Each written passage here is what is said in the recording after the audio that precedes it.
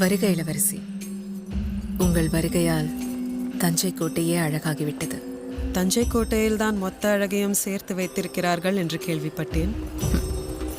ஆமாம், சேர்த்து சிறையில் வைத்திருக்கிறார்கள். சிறையா?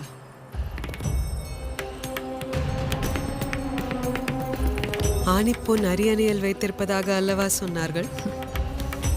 பொன்தான், கொஞ்சம் மூத்த பொன்.